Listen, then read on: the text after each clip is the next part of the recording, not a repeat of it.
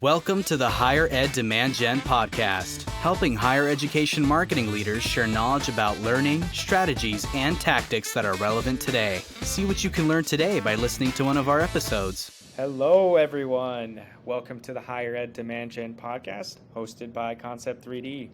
In this podcast, we like to discuss topics around creating and capturing demand, specifically in higher education. Before we jump into our guest speaker, I'd love to introduce Concept 3D to all our audiences. Concept 3D has served the higher education community for over a decade. We have over 600 happy customers now, and we specify in our best-in-class interactive maps, virtual tours, and campus event calendars. Improve your campus communications, student engagement, and recruitment with our powerful location-based virtual solutions. So my name is Shiro, and I will be your host today. And, speaking of demand, when it comes to creating demand, it's more important than ever to really understand your audience and meet them where they are. And that means, specifically in today's topic, like meeting them where they are on the platforms that they prefer or that they use the most, because, that's where you connect with them and that's where you reach them. And that is why today I'm super, super excited to have Lauren Benton join us. Lauren is very, very savvy with social media, and she's currently the Assistant Director of Graduate Enrollment at Mississippi State. Lauren, thanks for joining us today. Thanks for having me. Very excited to be here. God, thank you so much. And I love this topic, social media marketing. For some reason, I feel like I haven't talked about it in a few months, and it was just a recurring subject with all my guests for a while. And it's funny because we were talking about 2022 last year, and now, looking forward to next year, it's already 2023. And so, what does in your mind, what does social media marketing in higher ed really look like in 2023? I think for 2023, it's moving away from platforms like Facebook, and it's centered around kind of like Instagram Reels, TikTok. Even when I'm working in that graduate demographic, I definitely would recommend using those two in your social media content strategy.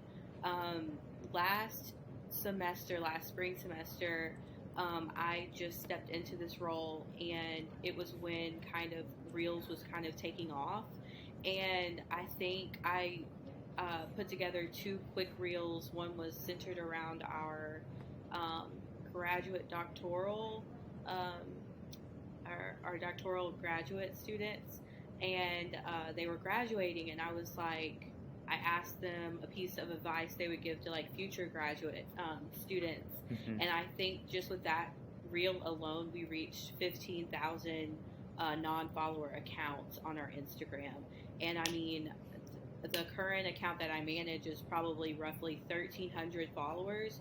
So reaching that kind of, population is just kind of insane.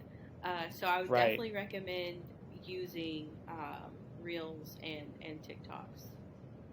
That's amazing, and I'm sure you're not only reaching just people interested in the graduate program. I'm sure you're reaching undergrads and prospective students as well, because I feel like a lot of students going into a traditional institution are looking for graduate school and secondary education after that, and so I'm sure you're reaching people even at the very start of the student life cycle, whether or not you're anticipating it. Yeah, that's really interesting. Do you think that there's gonna be a change? Like, I'm not as familiar with TikTok, to be honest. Do you think more users are going to be on TikTok moving forward? Like, in my mind, it's like, oh, that's only Gen Z and that's only the teens. But now that I think about it, like age demographic wise, like they're almost in that now, right? In the graduate 100%, era. yes. So I just started my Master of Communication here at Mississippi State, and I'm taking in-person classes, and I want to say half my class is like 2000s babies. They're like 21, 22, just fresh out of undergrad, ready to, start their graduate study. So I would definitely say that you're reaching, those younger demographics on TikTok, because the graduate pool is getting smaller and smaller. Everybody in higher ed talks about that cliff and how everything is going to decline, and it's about reaching those new populations. And I definitely think, those younger, students are, they're coming through the enrollment cycle at this point. Gotcha. And I'm thinking like content wise, like I think you mentioned like those were the content that you mentioned that got the 15,000 views. Mm-hmm. That was a reel around students that were at graduation. Yes, they had just been hooded. They've got their PhD, and this is basically like the highest achievement, in your educational career. And Right. you just snap a quick, what advice, got you through this journey, so it can Mm-hmm. give your prospective students someone they can relate to, someone that looks like them, someone who, talks like them, and be like, oh, hey, I saw this at Mississippi State University, and they said that they could get through this. That means that I can get through it too. So it's just giving that like Mm-hmm. real content. Obviously using, some kind of like trending sound over it. But it's pretty, it's pretty easy content to create. Love it. And, And do you have other examples of like like I feel like when higher ed marketers talk about social media content creation, they don't know where to start, right? And so yeah. they think it's a long, arduous process. Like, do you have other like quick examples of things that you can cover that tend to get like high view counts as well? Absolutely. So, and most times higher education marketers are like teams of one or two, and so it's like really hard Right. to like produce that high quality content that everyone thinks you have to produce. So, with Reels and TikToks, it makes your work life so much easier. Because it takes like your simple iPhone, you go out to your event that you're Mm-hmm. having, and you're just literally snapping like 2 to 3 second videos that TikTok or Reels puts together for you. You don't need these crazy transitions. Um, for example, we have image of research. So at Mississippi State University, we're classified as an R1 Carnegie. What is the right name for it? R1 Very High Research Activity Doctoral University.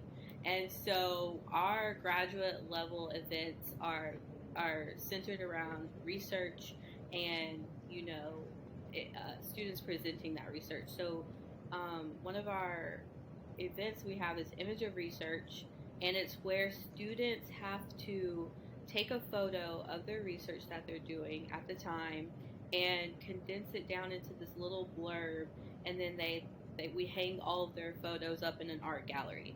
And so maybe not like a lot of people would know what that is, but I literally took 5 snapshots of the event. So like a video of the posters hanging up, a video of the outside of the art gallery, a video of the students walking around and looking at it, and I put a trending sound over it. I think it was like ABBA, I don't know, one of that trending ABBA songs, and it got over like 10,000 views.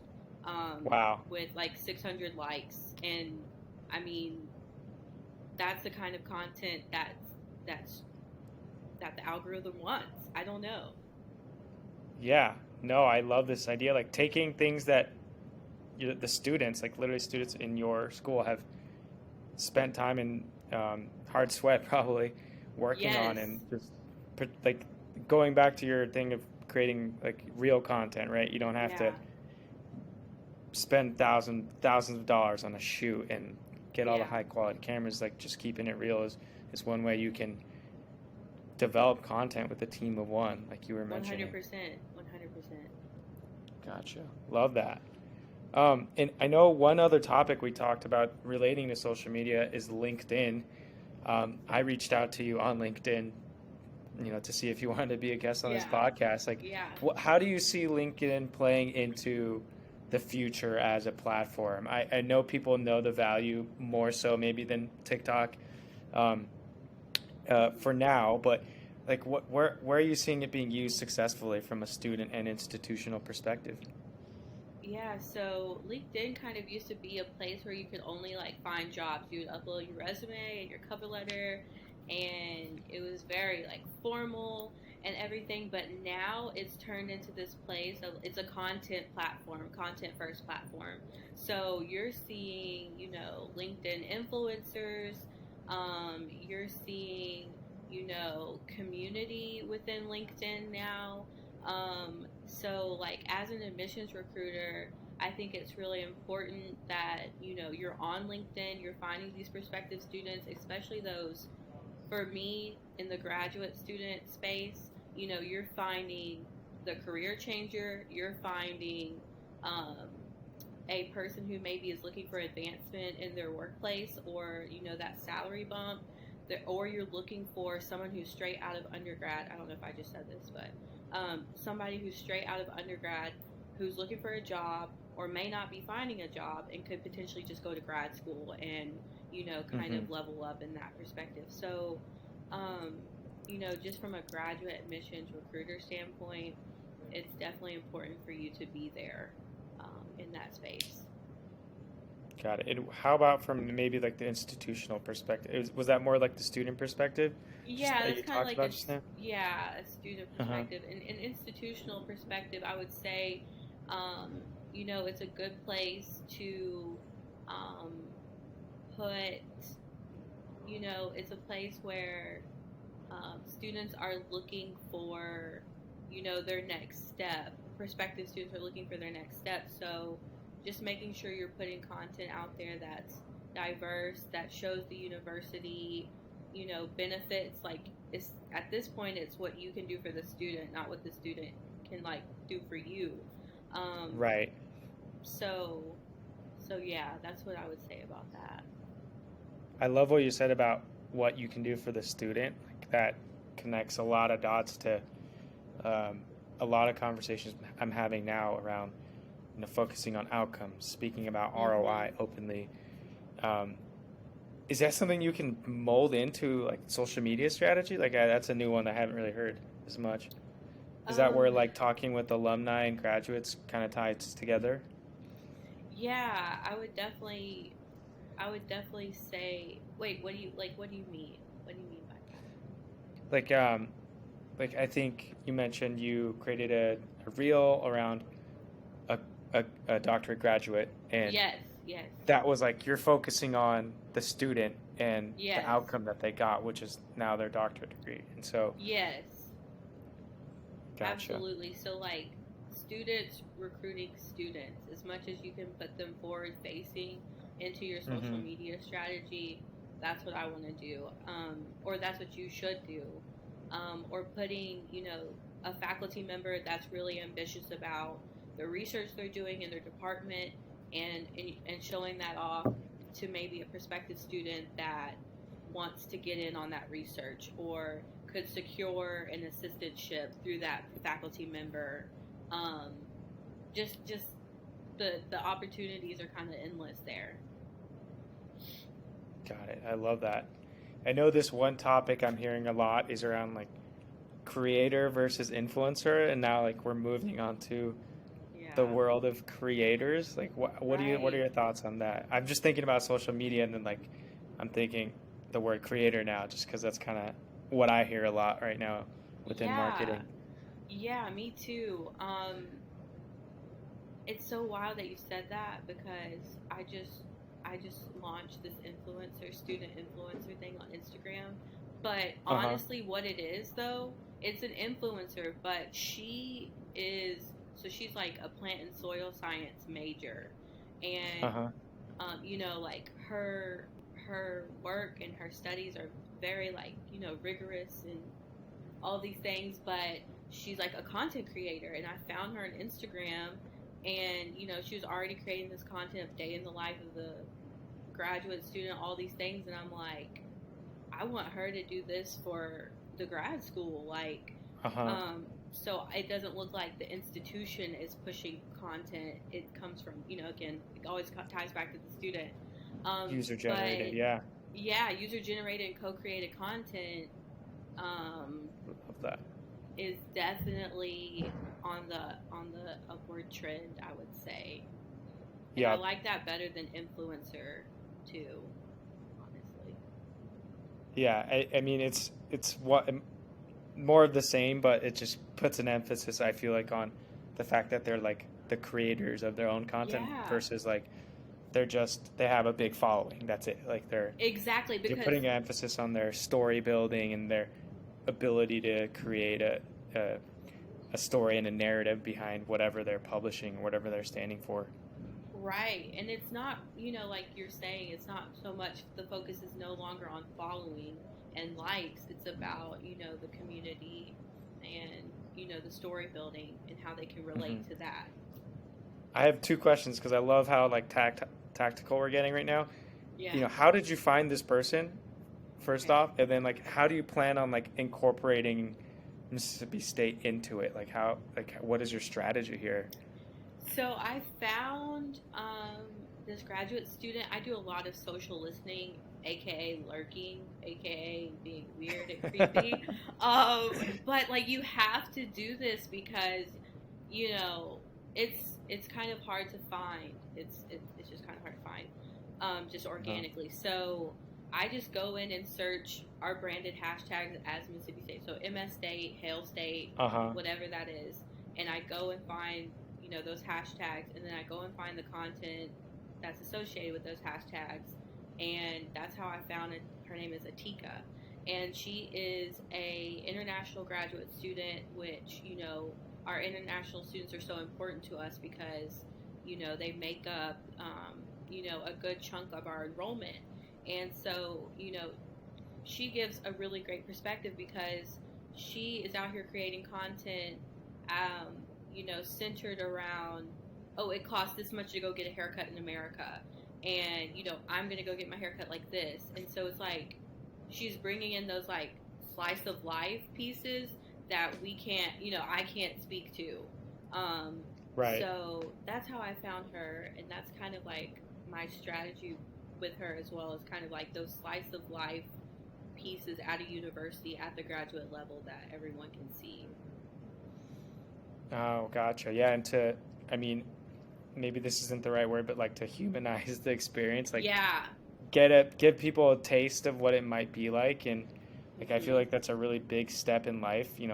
If if you're someone on the fence, like it could really help you like get over that threshold of committing to something because Yeah. it makes it like more humanized. Like, I can't think of a better word right now. Yeah. I love that.